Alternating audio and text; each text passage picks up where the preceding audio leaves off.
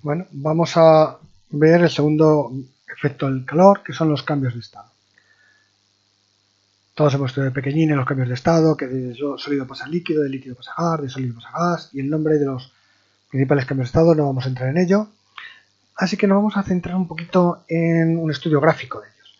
Nosotros tendremos un cuerpo aquí que le estamos calentando y vamos a medir la temperatura.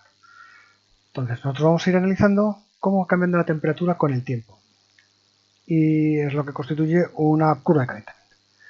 En un primer momento la temperatura irá subiendo, tal como estamos viendo, no en modo lineal, porque esto es muy teórico, sería más bien curvilíneo, pero bueno. Hasta que llega un momento en el que de repente vemos que la temperatura, por más que calentemos, seguimos calentando, la temperatura vemos que se ha estancado, parece que no está cambiando. ¿Qué es lo que está ocurriendo ahí?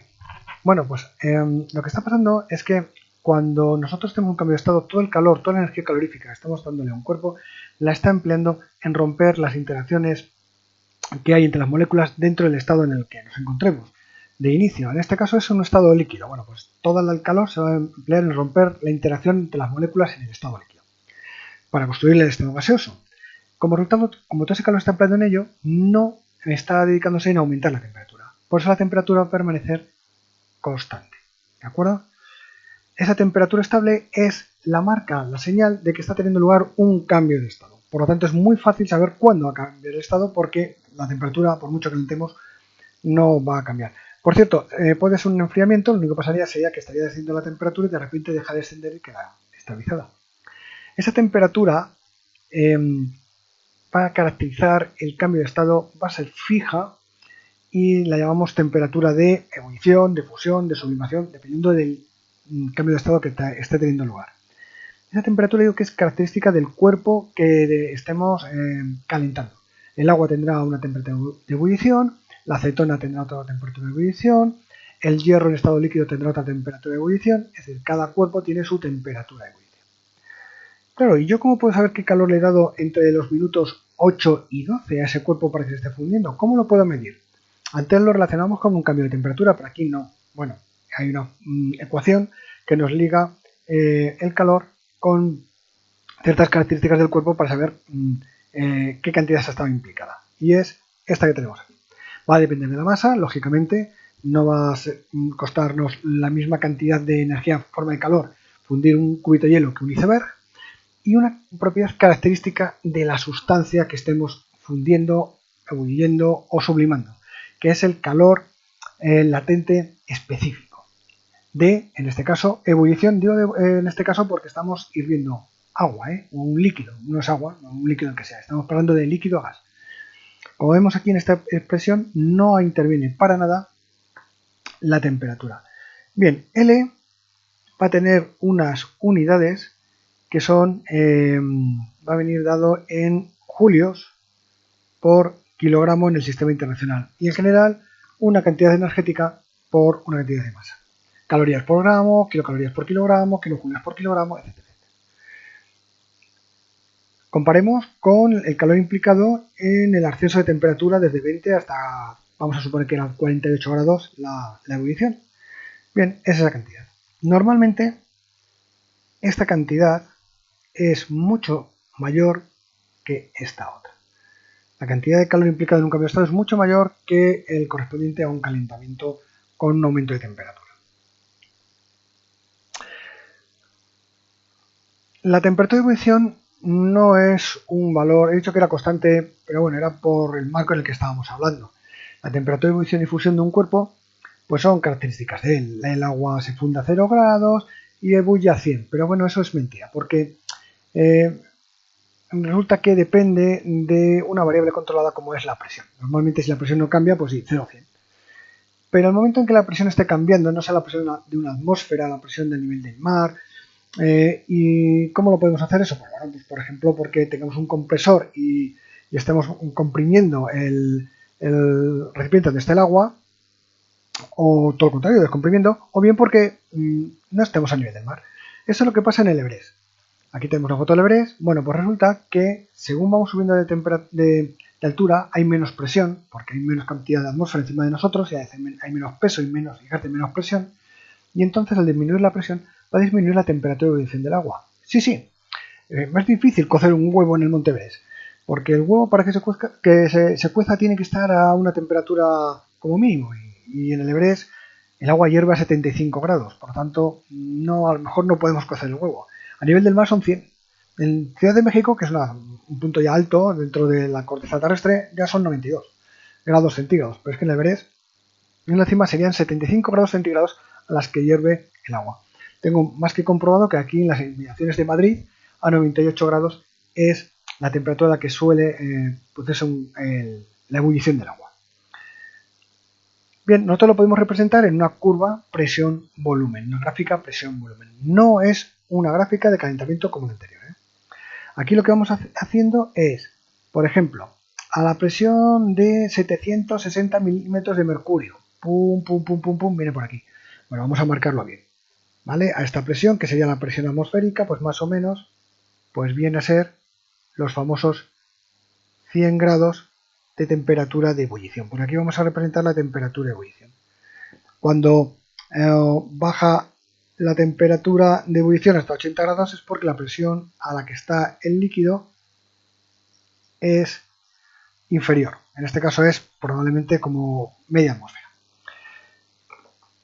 Y así sucesivamente. Como veis, si aumenta la presión, pues aumenta la temperatura de ebullición.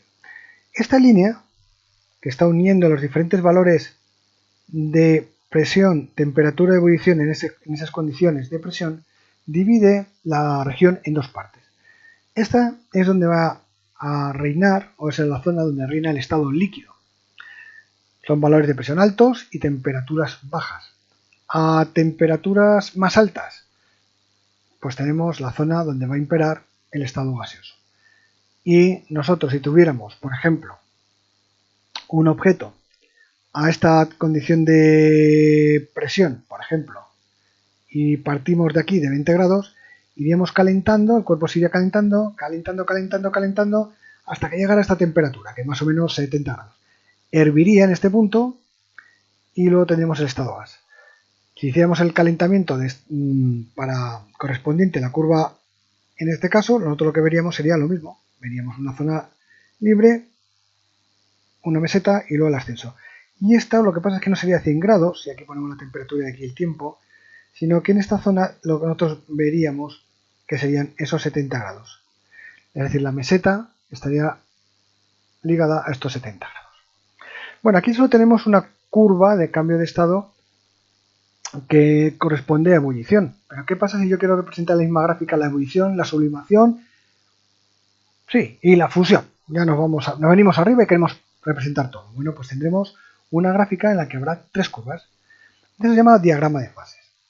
Nosotros tendremos la curva de antes, que sería esta, ¿de acuerdo? La misma, en un diagrama presión, temperatura, ¿de acuerdo?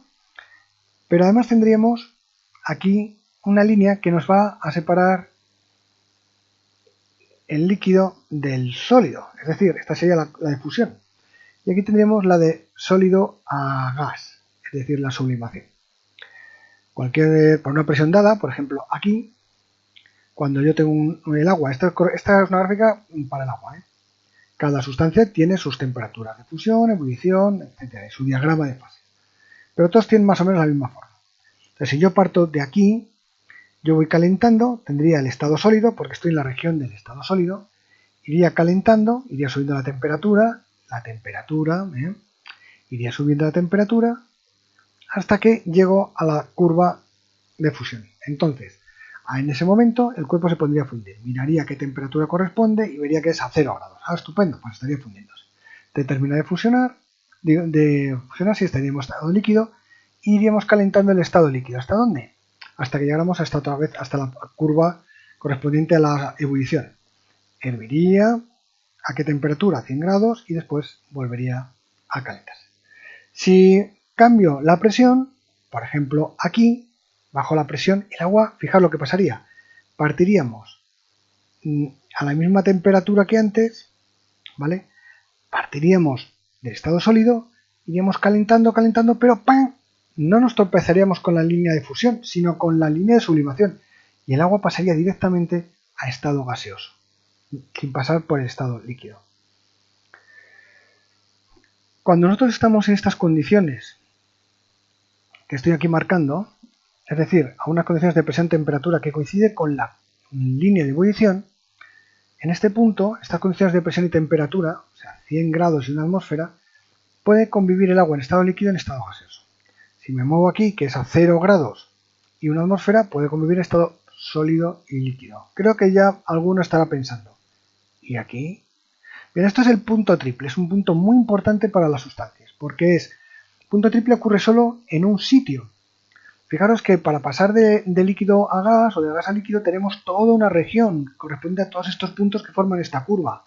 Pero aquí no, aquí solo es un punto.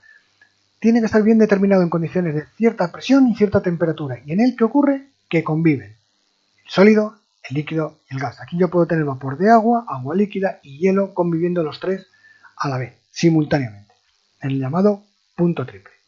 Bueno, en un diagrama de fases lo que tenemos que saber es que las tres líneas corresponden a los tres cambios de estado que delimitan tres regiones, que son del sólido, el líquido y del gas, y que hay una zona donde se juntan las tres líneas que se llama punto triple. Saber leerlo, interpretarlo. Si nosotros avanzamos en horizontal, lo que estamos haciendo es cambiar la temperatura. Si nosotros subiéramos, lo que estaríamos haciendo es cambiar la presión a temperatura constante. ¿De acuerdo? Bueno, pues esto es todo. Hasta luego.